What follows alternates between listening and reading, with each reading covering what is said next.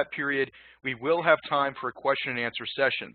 You can submit your questions to us using the Q&A area in your webinar user control panel. If you're experiencing a technical issue or have a question not related to the presentation, you can reach out to us directly using either the Q&A or the chat areas. This will help us keep track of your requests and help you resolve any issues. One item to address right away, we're frequently asked if a copy of the presentation will be made available to you after the webinar ends. The answer is yes. When you receive the follow-up email for today's webinar, it will provide access to both the recording of today's presentation and a copy of the presenter slides. You can use those files to review the presentation whenever you wish. Now, before I hand the presentation over to our presenter, I'd like to tell you a little bit about our expert today, Barbara Melton. Barbara Melton, MED, is a licensed professional counselor and has been in private practice in Charleston, South Carolina since 1991. She has worked with children, adolescents, and adults with grief issues. She also specializes in working with those coping with trauma and loss. Barbara is trained in critical incident stress management and is the disaster mental health lead for the Charleston area chapter of the American Red Cross, where she has responded to many incidents involving death and loss. Barbara has also worked with individuals, including first responders, affected by the Mother Emanuel massacre that occurred in June of 2015. Barbara, thank you for joining us today, and I'll go ahead and turn the presentation over to you. Talking on a topic that probably is of interest to most people because unfortunately everyone has to deal with grief and loss in many different ways. So we'll go ahead and get started. Dealing with grief and loss. What we're going to talk about today are the loss of an actual loved one, and I'm actually going to touch a little bit on losses of pets because a lot of people really feel like that's their child and it may be the only child that they have as a pet, so we'll also talk about that as well. But the hardest loss is the loss of a loved one, whether you expect it or don't expect it, whether they had a debilitating disease or anything that steals them from you, it still rocks your world. And, so we're going to talk about that today. We're going to talk about the process of grief and loss and, how you're going to cope with it or how you help others cope with it, including children that you may, deal with as well that are getting over some loss as well. The grief process itself, nobody actually gets over a loss, but what we do is we learn to live with it, we try to heal, and then we go on about living our lives without that person. Processing that loss is vital to our health. It absolutely has to be processed for us to be able to go on. Grief affects survivors in all different capacities, physically, mentally, emotionally, socially, and spiritually. Covers that whole gambit. And being able to express that grief and feel the pain that accompanies a loss, whether it's public or private, aids the healing process and is something that is necessary to be able to get through that. So we look at a little bit of definitions. Grief is the emotional response to loss, and mourning is the outward social expression of a loss. And bereavement includes both, and the inner feelings and the outward reaction of the survivor. So how we actually express a loss, sometimes that is dictated by cultural norms, customs, and practices. There's all kinds of rituals and traditions that people engage in. Some people are very outward in their expression of loss, and others are very stoic and conservative and try to kind of hold everything in. And that makes it a little harder for people if you're holding everything in instead of kind of getting some of that out. But some people get scared that maybe they'll never stop if they start. So that's one of the concerns people have. Grief is not an actual disorder, although it is in our mental manual of mental disorders in terms of bereavement if it's kind of like goes on and affects adversely a person's life and their ability to get back to work and things like that. It's not a sign of weakness, however. It's actually a sign of strength for you to be able to process and get through it, and it's necessary. And unfortunately, the only cure for grief is to actually go through the grieving process. So when we talk about the nature of losses, we have loss due to old age and health complications. Now, if it's malpractice or something like that, that's a little bit different. Unavoidable accidents, disease, or natural disasters, they're devastating and certainly have an impact on someone, but there's a different perception that people will have if the loss is actually caused by a senseless act that's perpetrated by a person or persons, a type of violence. Those are definitely harder to accept, and they leave people, going, why or how did this happen, and get into the blame game as well. When we look at losses due to violence or senseless acts or negligence, those feelings are complicated because a lot of times they're drawn out for a really long time. If you're waiting on a court case to be heard, or a verdict to be, given, or for someone even to be executed that's been found guilty of murder, all of those things draw out the process for those survivors, for those family members, for those friends, and doesn't really let them heal, because those things are continuing to be analyzed and examined and discussed, and especially if it's something that's kind of public, it brings it back up on the news and things like that. So it's a really tough thing to have to process. So when someone's murdered or killed by an avoidable accident, wrong place, wrong time, automobile accident, if someone is driving drunk and they cause an accident, if there's some negligence of some sort, someone's texting and they get into an accident and cause someone else to die, those kinds of things really add to someone's processing, and those questions of why did this happen? Another particularly difficult one is losses due to suicide, when the loved one actually took their life. And usually you would say something like, that the person really wasn't in their right mind if they took their lives, depending on whether or not it was due to pain or disease or because of some depression.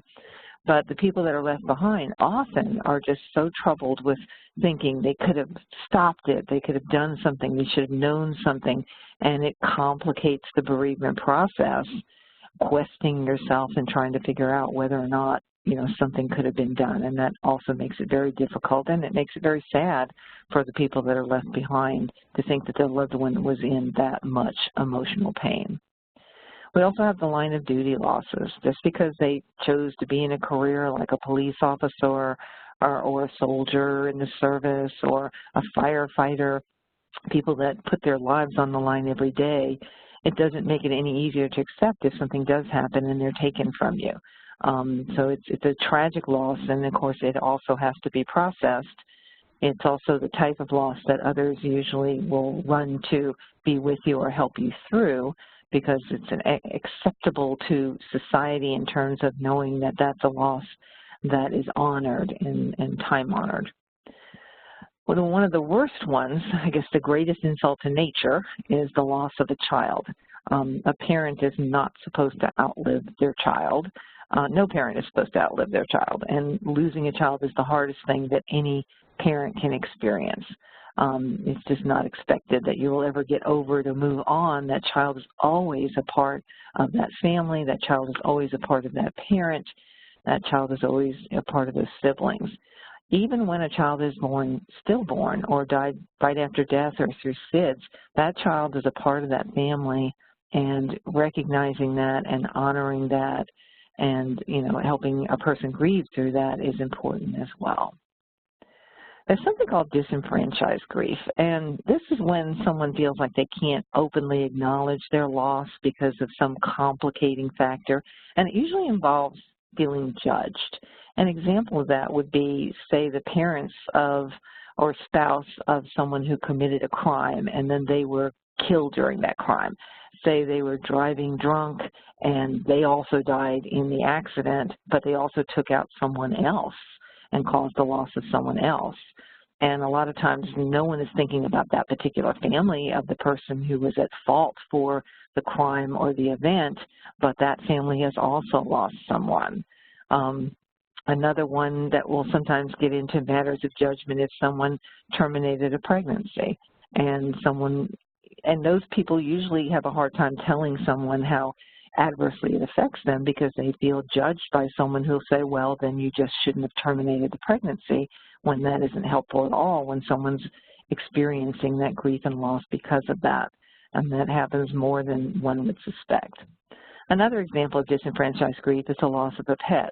Some people will feel like they can't really show how adversely affected they are by the loss of their pet because someone else may have lost a loved one in their family, and they feel like, well, that doesn't compare to losing an actual person. But for that person, it may very well translate that way.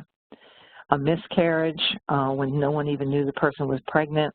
You know, I've known people in the counseling process that are still mourning over the loss of the fact that they were pregnant, and even though they lost the pregnancy early, that they still had already anticipated that was their future, that was their child, they had a name picked out, all of those things, and they too can experience grief and loss like any other grief and loss process. When we talk about the loss of a pet, pets are sometimes just as important to a person as a child, and not to belittle that impact if that's what someone is going through. There are plenty of people that, you know, lose their animal and they can't go to work the next day or for a few days because that pet was a special family member. And so, you know, a lack of understanding can cause them to feel like they're alone or isolated because their loss may not, again, you know, compete with someone else's losses or be understood by other people. When we talk about the stages of grief, Elizabeth Kubler-Ross is the person who first really identified the stages of grief, and you'll see different you know, examples of it, and there are 6 and 7 stages as well, but the original ones are the 5 stages of grief, and we'll go over those individually, and those are denial, anger, bargaining, depression, and acceptance. When we're moving through the stages of grief, everyone moves at their own pace. Some people get stuck in one stage or another, but it's not particularly linear, as we would call it. You know, you can say, okay, first thing you go through is kind of shock and denial, but you may not move straight into anger or depression or bargaining or acceptance in the orders of which they're listed in the stages. So you can go back and forth, and throughout these stages there are usually feelings of fear, despair, disorganization and confusion, guilt and anxiety, and then these adrenaline surges come up sometimes with reliving the loss again sometimes, or especially if it's particularly traumatic, and quite often it's traumatic even if it's expected. So again, sometimes you go through these stages and you return to some of the stages and then go back and forth. Grief attacks. When grieving, we can be going along and everything seems to be okay, and then out of nowhere it hits full force. They're not setbacks, they're actually part of the grieving experience. People sometimes feel like, you know, they're going crazy because of just how hard it is to go through the grieving process, and that is part of the grieving process. The other thing I always say is grief will wait on you. There's not one particularly right way that you're supposed to grieve, and a lot of people just keep themselves busy and distract themselves, but it will wait on you. If you keep yourself really busy, then later on when you have the luxury of sitting back and everything's done and you don't have anything else to tend to, then it'll kind of creep up on you and you didn't really expect it. So there's no schedule or timetable. Everybody has to go at their own pace, and some people go through it more quickly than others. But a lot of people end up having to take care of everything, all the arrangements, all the phone calls, and, you know, all the things that go along with, you know, a service and things like that. So they postpone their grief process. They're taking care of everybody else. And so sometimes they're surprised when later on, and maybe a good bit later on, they actually experience that devastating feeling of grief. Another thing about grief is that it can be triggered by any of our senses: sight, sound, smell, touch, or taste. A TV show could come on and all of a sudden it hits you that you used to watch that show, or that was that with them, or that was their favorite show. A song, particularly, you'll be going along in the car and you'll hear some song that really resonates for you, and that wave of grief might come out for you. The smell of a certain cologne. I know when my Aunt Gloria died, somebody wore a certain cologne a few months later, and it just brought it all back to me, you know, and felt like she was there again, although that's not such a bad thing. They all have the potential of invoking a memory of your loved one, and it's not necessarily a bad thing, but it can take you unawares. It's also common for people to re-experience in some or all of those stages of grief, especially around anniversary dates of the loss. Sometimes you don't even realize that a date is coming up, and then you think, why is this hitting me so hard? And then all of a sudden you realize, maybe subconsciously, that you had made a mental note of it, or you were reminded somehow, or you remembered. So it's important to be prepared for those anniversary dates to come up. Also, I've got a little thing here. Grief isn't something you get over, it's something you go through. So again, you can't just get around it or get over it. It does require you to go through it. The first stage of grief, as we talked about, is, or that it's listed, and usually this is the very first stage, is denial. It's usually the loss is so unbelievable or unacceptable. Maybe it's a mistake. You know, you're just in shock. You may feel numb, unable to respond. It's just like, no, it can't be. It just must be a mistake. And that's pretty common initially. Even if you're expecting it, it's like all of a sudden my life has changed and I didn't see this coming, even though maybe I should have seen this coming. Another stage, again, it may usher in right away or come later, but anger often is in this process. Sometimes people get flooded with anger over their loss. And it could be a number of different reasons. It could be any or all of these or none of these, or different things.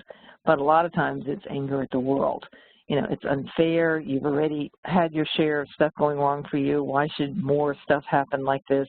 Why do you have to lose anyone else? Anger at God for letting this happen. You've been a particularly good person and this should not have happened. Anger at somebody in particular who is perceived to have caused that loss. Anger at negligence that caused the loss. This could be a medical malpractice case, or someone not being by someone's bedside, or the conditions of the road that should have been fixed, those kinds of things. Actual anger at the loved one for leaving you behind. I see that a lot in the therapy process. People don't feel like they have a right to be angry at their loved one because they're dead, but we're human, and you know, your relationship with that person was human.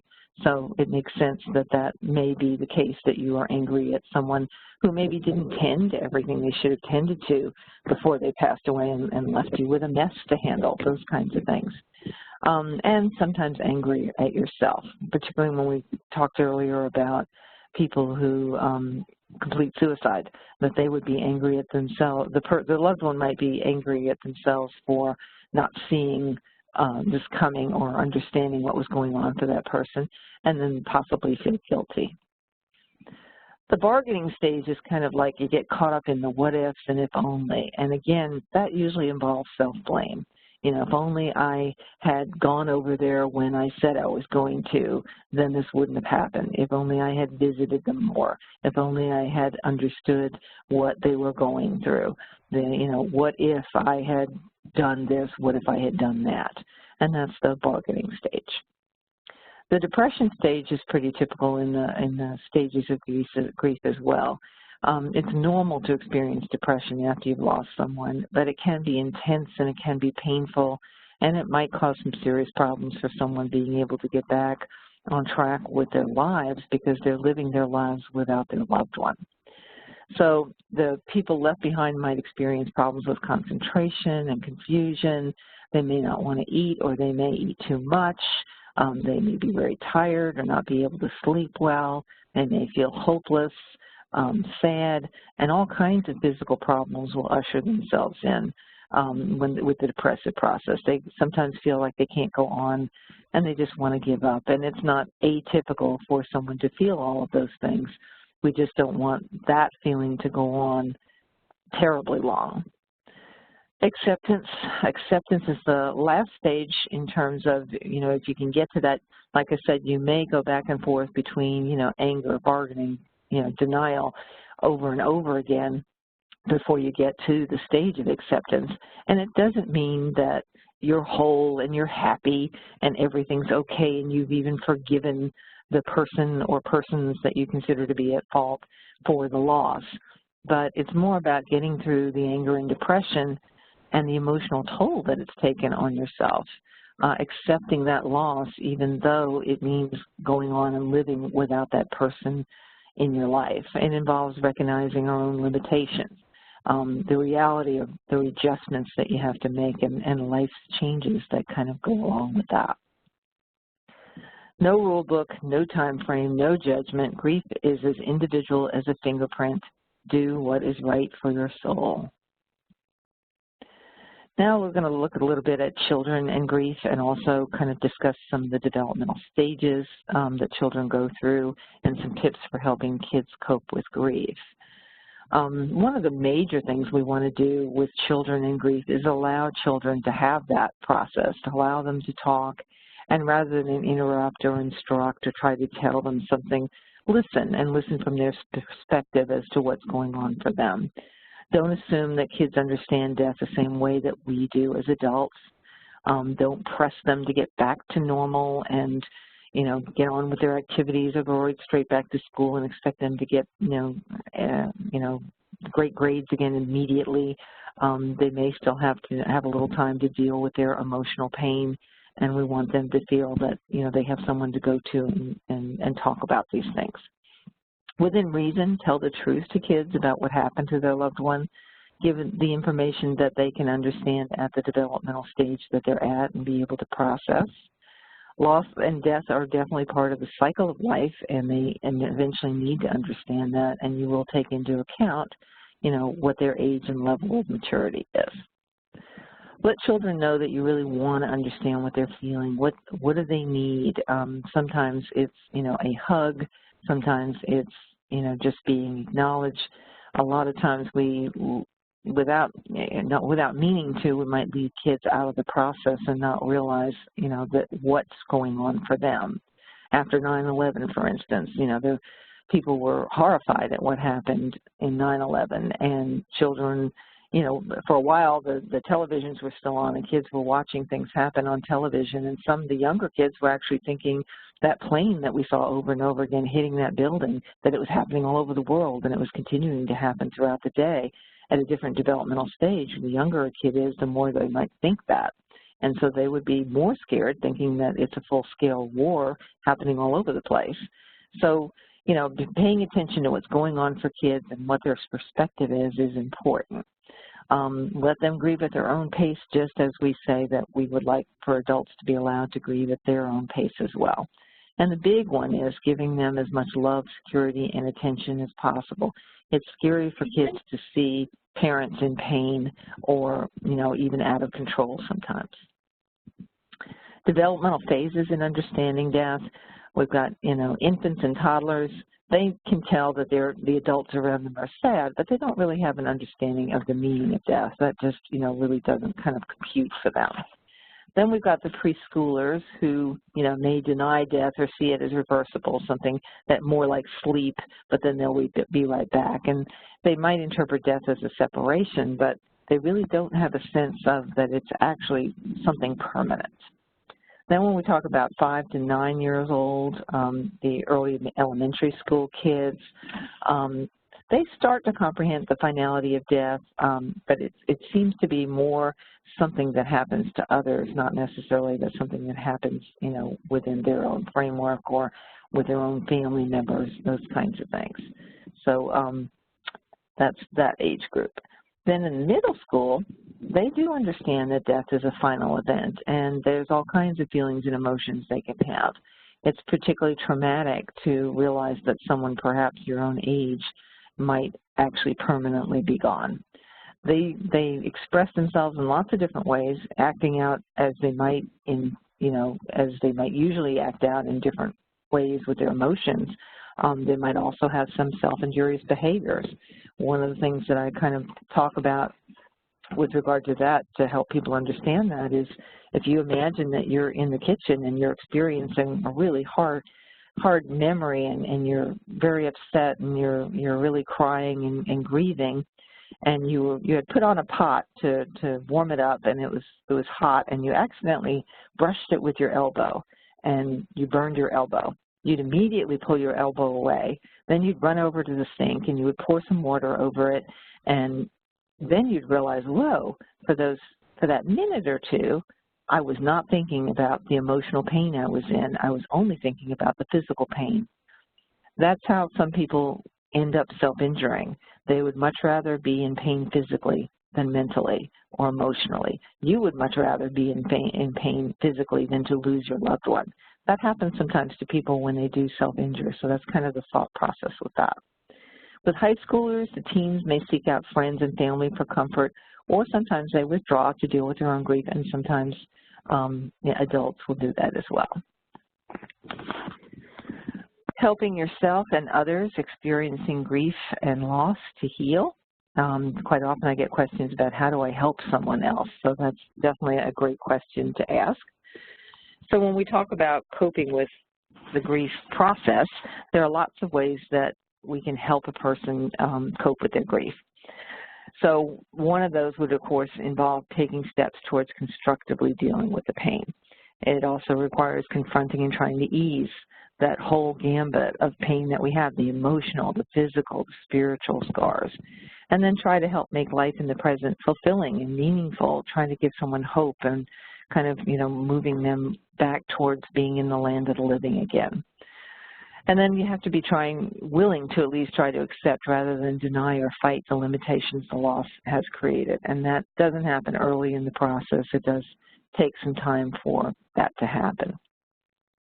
Some strategies to cope with grief. A big one is, of course, giving yourself time and space literally to grieve. It could be just, having a place set aside where you're not interrupted. Allow yourself to kind of meaningfully think through what's going on. Reflect in a place that's safe and comfortable. Allow yourself to cry, even scream, to get some of those feelings out. If you're holding it in, then it finds its way out, and you'd rather facilitate it getting out of yourself by crying than acting it out in some other way. Another way to help cope with grief might be journaling about the feelings that a person is having, and that might be helpful. Another one that's really popular and really nice to do is planting a tree or creating a memorial garden. You can actually, get like a memorial plaque. You can get a tree like a crepe myrtle or something else like that, or something that stays green all the time, depending on where you live, and just have that as the place that you want to visit with your loved one, even if that is not necessarily the place that they are at rest. Some people will actually take ashes and plant some of those in that area. Sometimes people will plant ashes in the bottom of a tree and then let that grow into the root area to have that person actually be part of that living thing. And it's a great place to visit and just memorialize. Another thing to do would be create a piece of art, a song, another tribute to a loved one, or take something that the actual person has done. And I know there was someone I worked with, their son wrote a song and he played it, and they just videotaped it on an iPhone, I think it was, and this person had it transferred over to a recording onto a CD and actually made a nice cover for it and then shared it with some of that person's friends, and it just really meant the world to them. Using positive self-talk. This is actually something that does work for folks, is just kind of talk yourself through things sometimes, that I can get through this. I can do hard things. I've been through some hard things, and this is also hard, and I will get through this as well. Sometimes it's, would my loved one, want me to go on? Would my loved one want me to do this or that? So trying to kind of get yourself through it. There's something called empty chair therapy, that we actually pretend that the person is there, and if someone is beating themselves up or feeling guilty about something, we'll ask, is this what your loved one would want for you? The answer is usually no, and a lot of times you can draw on what your experience of your lost loved one was to use their wisdom to speak back to you, because maybe what they would have said. Another big one, and it's hard for people to do this when they're grieving, but trying to eat well enough, get some rest, even though the rest is quite often disrupted. Exercise. Exercise, actually releases endorphins into the body. Endorphins are meant to make us feel better. Getting out into what's called full spectrum lighting, out into the sunshine. The full spectrum light on your skin actually raises your endorphin level, makes you feel better even if you're thinking that you shouldn't feel good. Those kinds of things help you kind of heal a little more. So even if it's hard, getting someone to, pay attention to their nutrition and getting enough rest and exercise and getting out into the sunshine is actually a great idea to help people. Allow others to be there for you, whether it's family, friends. Support groups are great for that. There's all kinds of support groups that are available to folks. Usually the funeral homes, amazingly enough, have bereavement support groups. Whether or not you use their services, there are a lot of funeral homes that will offer bereavement or grief and loss support groups at no cost to the community, just as a service. This is a good service, and those can be very helpful and healing to the people that are left behind to kind of talk through those things. There's also support groups for specific kinds of losses. Support groups for someone who's lost a child, a support group for survivors of suicide, those that are left behind when someone has completed suicide. Therapy, of course, is an awesome way to be able to take care of yourself as well, but it's, you can also, it's very therapeutic to, like I said, use all of those other avenues that are available to us as well. And you don't have to go to therapy, but sometimes it's something that's good that to remind someone that it's not a sign of weakness to talk to someone through the process of grief. A lot of times folks feel like they need to stop talking about their loss because, people have heard it and it's been over and over, and they don't want to burden anybody else anymore by talking anymore about it. But a therapist that's their job, and they actually may have some ideas as to how to process better than maybe someone else who doesn't really know what else to tell them. Although the ministry of presence is probably the best thing. Just someone being there is amazing to be helpful. Some various ways to help someone actually experiencing grief, especially right after the loss, is to offer to make some calls for them. Actually picking up, getting a list and, maybe even handing your iPhone to somebody and just writing down the names to look up on the iPhone to make some of those calls. That's extremely difficult for people to do themselves. Now, some of those calls probably do need to be made by the person who's experiencing the grief as a matter of respect, or, particular people need that particular call from that particular person, but there are a lot of other people that probably need to be notified that someone else could do that for them. Another thing is maybe help put together a montage of pictures. I have lots of people that will go on Facebook and pull out old photographs of the person who is gone and copy some of those and put together a montage, or if those pictures are available there at the home, maybe doing something like that. It's a nice thing to have at a service in particular for people to kind of look at and just kind of talk through memorializing the life of that loved one. Actually attending or facilitating a memorial service or a funeral is certainly, attending shows your support. Actually facilitating, a lot of times people just can't, say the words themselves because they're so close to the loss that they can't get it out. Being there next to them if they're having to speak at with a eulogy or something like that, putting your arm around them. If they've been able to write something that they're trying to read and then they find that they can't do it, being next to them and being able to finish, reading what they've written would be extremely helpful. Again, just that ministry of presence. Other things that people sometimes don't think about are, offering transportation to the services, or if they drove somewhere and their car is there but they're overcome by grief, offering to drive that person's car back for them or get it transported where it needs to go, or take flowers somewhere, going to the funeral home and making sure people get there. Those are all helpful things to do. Another good thing is, and this is something that I think people do really well, is, delivering food to the home. No one is really up to making dinner when they've had a loss, especially, a devastating loss. So just having food brought to the home, sometimes, I think they call it a food train. You can sign up on a list of people who will make sure food keeps coming for a while, for a certain period of time, because people often come back to the home having food there for people that come, and for the, those left behind not to have to worry about that. A lot of, churches and religious institutions do a good job of making sure that they get some of those needs taken care of as well.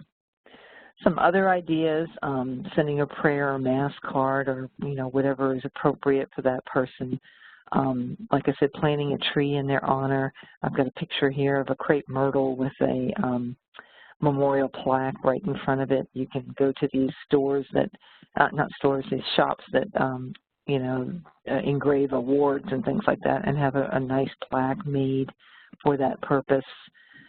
Sometimes if, if you've lost a loved one, due to cancer or something like that, donating to the cure for cancer or, whatever took your loved one, that relevant cause is especially meaningful to folks as well. Sending a card or a personal note, again, a lot of people, they save all those things. It's a matter of respect and signing in the guest book, all of those kinds of things means the world to folks, and sometimes they go back and look at those things. Sharing stories about the loved one is, really, again, it kind of emphasizes that the person is not gone per se, even though they're gone physically, that, through our memories, we still have that person with us. And then, suggest some resources, like I said, whether it's support groups or therapy. There are grief camps for kids. A lot of the funeral homes will know about those. In Charleston, we have something called Shannon's Hope that is named after a child that passed away. And those are free camps that kids get to go to that have lost a loved one. There are, camps for Happy Days and Special Times, I think, is another example of one where, kids that are terminally ill or have lost a loved one due to a terminal illness. There are all kinds of neat things that are helpful to people to process their grief. One thing not to do is say, I know how you feel, or it was God's will. That usually doesn't go over well. It really doesn't help to say those things. But do say something like, I'm sorry for your loss. I hate that you don't have this person with you. And then, offering to do things, after everything is over makes a particular impact. A genuine offer of help after everyone's left, after all the services are done, coming by and visiting with them, sorting through belongings. Their loved one had clothing and other items, and that can be particularly difficult for people to go through, and you might offer to do something like that for them. There's estate matters to settle to take care of. And, so going to probate court with them might be something to be helpful, helping them settle their estate and fill out all that paperwork. Sometimes they, if they've lost someone that, wasn't very organized, trying to find paperwork, trying to find the life insurance papers and things like that, it's overwhelming to someone to try to look through a mountain of stuff, and yet you might be able to help with that and find exactly what they're looking for. Writing thank you notes. There's all kinds of, things that people have done and sent, and so helping them write those thank you notes, particularly for flowers or mass cards or anything, or for things that people have done for them. That's a lot of stuff to do, and when we talk about those stages of grief where people get into, shock and numbness, that may be hard for them to do, yet they would feel bad if they didn't go through and do those things. So that would be another way to help out. And then allow the person to talk about their loved one, just, give them that time and that space to be able to do that for them. Then, the huge piece of that is just being there. I can't emphasize enough the kind of the ministry of presence piece. Your physical presence is a gift. It is probably one of the most important things that you can do for someone that has lost a loved one. And, I hear all the time, well, I didn't go, or I didn't knock on the door, I didn't go to the service because I just didn't know what to say. You don't have to say anything. If you squeeze their hand or give them a hug or give them a look of sympathy, they know what that means, and it's a communication of sympathy. Right here it says, when someone is going through a storm, your silent presence is more powerful than a million empty words. And even though, they're in shock or they're overwhelmed by things, they typically do remember the people that were there and the people that did help them out. And quite often they will go back and look at that guest book that they signed in from the service to see who all was there. They do appreciate those, you know, show of respect when people send flowers and things in memory of their lost loved one. Here's an example of a kind of a service that some people will put together, you know, candle lighting, where people all have a candle and they might share something about the loved one as they light their candle. And then it's, you know, pretty powerful to see people all around with, you know, the candles lit. Then you also see the sky lanterns. You have to make sure that it's okay to be able to let them loose wherever it is that you're doing it. But again, it's extremely powerful, and there's a sense of a lifting off of your shoulders or going skyward, you know, that it just makes people feel, you know, like, you know, something's really happening with regard to the loss of that loved one. It says here, if you know someone who's lost a child or lost anyone important to them and you're afraid to mention them because you think it might make them sad by reminding them that they died, of course they didn't forget they died, and you're not reminding them. What you're reminding them is that you remember that they lived, and that's a great, great gift. That really resonates with me when I saw this little poster, because it's true that, you know, we may feel at a loss for words, but being able to express our sorrow and our understanding as much as we can around their grief process and sharing those stories about their loved one can be very healing to them, because it's the elephant in the room if you're not acknowledging that they've lost a loved one. This is something that my grandson lost a good friend who was a surfer, and my grandson's also a surfer, and they memorialized their friend by doing what's called a paddle out, and it's a surf ritual. And they go out and they hold hands and they talk about their loved ones, and they're on their surfboards, and you know, it's just these kinds of ceremonies are done all over the place where there's, you know, water. But again, it's a particularly nice memorial for someone that may have that particular interest, and you can you know, make that work for anything that someone had a particular interest in, or, you know, that they were known for. Attending or facilitating a private ritual, like, you know, whether it's scattering of ashes, which could be in the mountains or on a river, those kinds of things, or a balloon or butterfly release, and I'll show you kind of an example of what that looks like.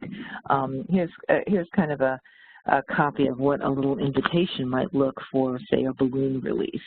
And you can get, you know, all kinds of types of balloons or colors or whatever. But again, it's very powerful looking when you attend one of those particular kinds of ceremonies, and it's not very expensive to do that.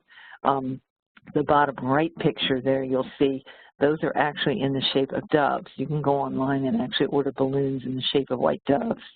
And I had someone recently who lost her son, and on his 37th birthday, she bought 37 of these white dove balloons, and she went and released them at the place that he took his life. And it was very powerful, and a lot of other people went there with her to do that. You'll see on the upper left, there's a white balloon, and it has something attached to it, and it's a note to the loved one. Although you can't really put, you know, you want to be careful about that because it may weigh the balloon down too much. You can write on the balloon, which is the other picture right in the middle of the blue balloon, you can write something to your loved one and then have it go skyward, which is just, again, very healing. In the bottom left picture, you'll see that there's an actual service where people all have balloons and they're getting ready to let them loose at a particular moment in time. You'll also see in this next slide a butterfly release.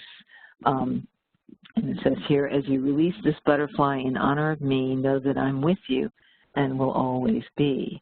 You can actually purchase butterflies, or you can catch some butterflies, or you can just do one single butterfly release, that kind of thing. So I also have some references here that I've used some of these in creating this, but most of it I've just kind of written on my own. But I also wanted to offer you an additional resource if you wanted to kind of go online. PsychCentral.com, it's CENTRAL.com/grief, psychcentral.com/grief. There's a lot of articles on there, things you can click on, other things, other ideas as well. I didn't include any of those in here, but it's just kind of another resource if there's something you were interested in kind of looking at as well. I think we may have some questions out there in the audience, so let me take a few minutes at this point in time and see if maybe Eric has some things that he wanted to ask from you. I'm going to just jump in and give Barbara a chance to kind of catch her breath. We do have a lot of great questions coming in. We understand that there are going to be a lot of questions on this topic, so we'll try to get to as many of them as we can, knowing that they're of a sensitive nature and we want to give them as much attention as possible. So Barbara, let's start with this one. Is it okay to hide the news about a death from the kids? Do they have to know right away, or can they be told about it maybe a few years later when they can completely understand what's happened? And again, that kind of depends on the developmental stage. If they're very young, then you probably could wait on that. Just recently had a case where a person was a child did not know their father, had never really met their father or remembered their father, and he had died of a drug overdose. The person was 5 years old, and they decided they were going to wait until later to tell that child. So it depends on the developmental stage of the child, the relationship with the person. But it is possible to hold off that news if they deem it's really appropriate for that child. And here's another one that's come in, Barbara. My husband committed suicide, and I know my family feels angry with him, and also feels like I don't have the right to grieve for him. But I feel a deep loss, even though he took his life. How can I help them understand what I'm going through? You know, what I usually say about that is, even when someone takes their life, they may not have been in their right mind. I mean, usually when someone takes their life, they're overcome by feelings of hopelessness and helplessness. And to hold someone accountable for those feelings and then at that moment possibly impulsively taking their life should not be held against them, nor be belittled, for the person that's left behind to have to, go through that grief and loss. So I might pull up some that psychcentral.com/grief may have an article in there that might be helpful to help those, those relatives to understand that, because, this person's experiencing a tremendous amount of grief and loss and feeling alone because of people feeling like that, it was his fault that this happened. And again, when someone takes their life, it's particularly tragic because they're feeling helpless and hopeless, and no one should have to feel that way, nor should the ones that are left behind have to, not have the support of the loved ones around them. And Barbara, can you repeat that website again that you mentioned during the presentation, the one you recommend? Sure. It's Psych Central, psychcentral.com/grief, GRIEF. And I did notice there were, lots of good articles on there, lots of different topics about types of grief, and that might be helpful. And Barbara, here's another question. My husband passed away 6 years ago, and I still cannot dispose of his clothes and things. When should I do that? You don't have to. My mother, was widowed 8 years before she passed away. She did get rid of some of his stuff, but she hung on to a few things that she just, really reminded her of him. And it's not up to anyone else to determine that you have to get rid of stuff. You do that at your own pace, and if it makes you feel better, I mean, most of my father's other stuff was there as long as she lived. So it's really up to the person and not to kind of succumb to judgment of others for that. And Barbara, here's an interesting question. My father was trying to tell my mother something and died before he could tell her. This is haunting her to this day. How do I help her with this? There's something called cognitive restructuring in dream work that might be helpful for that. Have her mother think through that time when her father was trying to tell her when her husband was trying to tell her something, and think of that every morning, every afternoon, and every evening before she goes to bed. And then she may dream the rest of what it was she thinks he was going to tell her. It actually works in a lot of cases, and it might be something to try. And Barbara, here's one more. My father passed away last year on the day before his 83rd birthday. I don't know if I should honor him each year on his birthday or the day that he passed. Do you have any recommendations on perhaps how to bridge that the gap between that 24-hour period? That's an interesting question. I think I would probably celebrate more on the birthday than the day of his passing, if I had to pick one. But you could also celebrate at midnight between the day of the loss and day of the birth, so that you've got both kind of at the same time. Be a great place for a sky lantern. Right, right. Barbara, here's another interesting one. I'm not sure if I should ask this, but how does grieving the loss differ from grieving the loss of someone who is still alive? Should the grieving process differ? You know, that's a great question, and the grieving process is really not different. When we're talking about losing someone to dementia or traumatic brain injury, we have effectively lost or are losing that person. And there's something called anticipated grief. You're grieving the loss of the person while they're still alive because you've lost them before they've passed in the physical sense. And the grieving process is really the same, except it's not as easy to delineate, oh, this is exactly the moment, to where you have the denial and shock and numbness that you have with other sudden losses. But the process is really the same. And Barbara, we're getting a lot of questions about anger and coping with anger, both with dealing with the loss as well as with this question. How do you handle a grieving person's anger that is being directed at you? Okay, so this is someone that's kind of helping someone who has lost someone and that person's angry at them? Yes, that's what That's kind of what I'm gathering at that. Okay. And, you know, sometimes it's like allowing them to express that anger. Now, if it's anger that's aimed at the person because they blame them in some way, then there may be a different answer to that. But if they're just expressing anger, then the person might say, go ahead and get it out. If you need to yell, go ahead and yell. And for that person to recognize that most likely that it's not really aimed at them, the person is just angry in general. And so try not to take it personally if that's what's going on. Okay, Barbara, and how long is too long to grieve? For instance, when does grieving become more of a disorder? For instance, maybe like depression or something. Mm-hmm. Yeah, if you can't get back to, like if you were working and then this loss occurred and you can't get back to work, after about 3 months of not being able to get back to work, then, you would want to try to get into therapy and try to work on things to be able to at least live without the loved one, even though, you still are going to be going through the grief and loss process. You never expect someone to really get over the loss of a child, yet you do want them to be able to function again. So again, when you've got, anywhere from 3 to 6 months of someone not being able to function, that's pretty serious, and you would want to get some professional help because the person could be losing weight, they could be negligent about their health care, there could be all kinds of other things that they're not tending to that they need to tend to. Barbara, we're getting a few questions coming in now that definitely seem related to helping someone who's going through a grieving process. For instance, my brother lost his son over 10 years ago and still has a hard time. He seems to still be in some of the stages, I'm assuming, of processing grief, and I don't know how to help him. Do you have any ideas?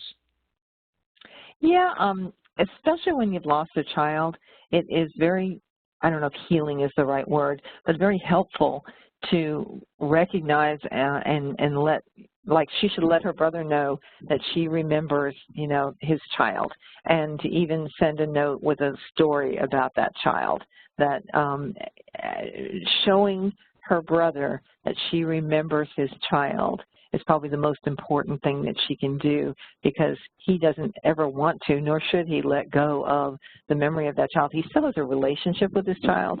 It's just that the child is not here anymore, and that's very painful, and it always will be painful on some level. And so her expressing, that I remember, Joni or whatever her name was, and I remember a time when she did this, and even, sending a picture or planting a tree in her honor, or just doing something that shows that she's thinking of her too, would be very helpful for her brother.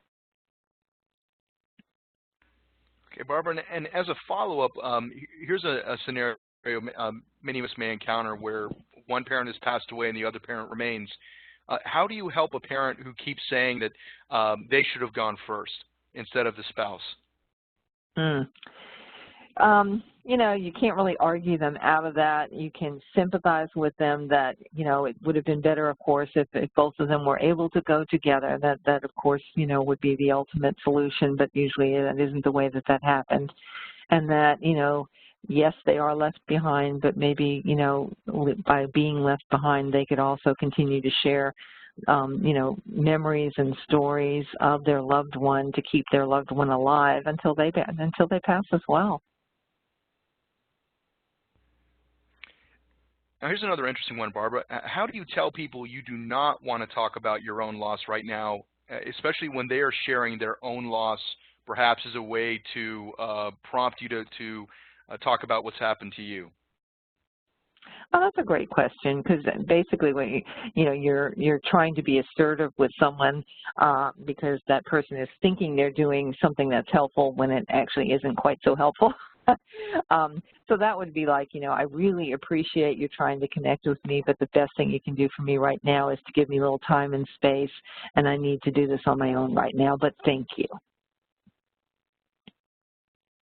This is another great question we received, Barbara. I'm in charge of a Ministry of Consolation group at church. We send thinking of you cards at the 1st and 2nd anniversary dates. How long would be best to send a remembrance card? I think probably for what they're doing, 1st and 2nd is probably right.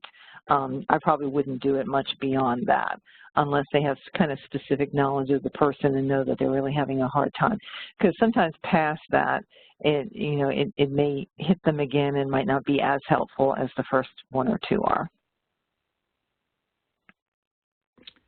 And Barbara, here's another great one, since we've been focusing kind of on loss as a result of the death of a loved one. Grief and loss could be regarded to living too, such as in the case of a divorce.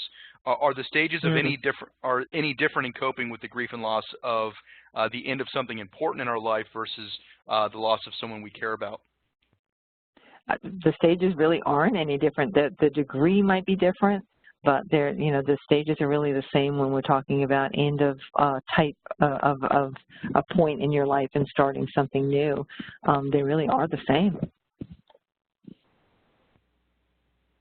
And I know we're getting to the top of the hour, so it looks like this will be a good one to finish on. Barbara, how do you deal with the passing of many of your nurturers in less than 5 years? So we're looking at someone who's finding a lot of the people in his or her life are just passing away almost in a one right after the other. Yeah. I would think if they're passing, and I'm assuming maybe these are people that are older, and so that's why they're passing one right after the other, is to almost like, have almost a place where you can, like, not actually have their ashes in one place, but actually have remembrances of those people in one area that they can visit. Like I said, planting a tree, and then each time someone else passes away, maybe planting something smaller around the tree, or bulbs or something that return every year. And then maybe even putting just some little remembrance thing for each person there would be helpful. Well, Barbara, we have reached the top of the hour. Is there a closing thought you would like to leave us with for today's presentation? Well, we've had some great questions. A lot of great people have tuned in, and I thank you for all tuning in. And again, processing your own grief is necessary to get through the grieving process so that you can go on and accept the loss, even though it's things are going to be different. And then for those of you that are just trying to help the loved ones who are still here and experiencing grief, you know, thank you for even thinking of doing that or trying to find out other ways to help. And there are a lot more that I haven't touched on that I would suggest you kind of Google some of those and use those as well. Well, thank you again for hosting our presentation today, Barbara. I know there was a lot of information made available for everyone to consider and apply to their lives. We look forward to seeing everyone for next month's webinar, and please enjoy the rest of your day.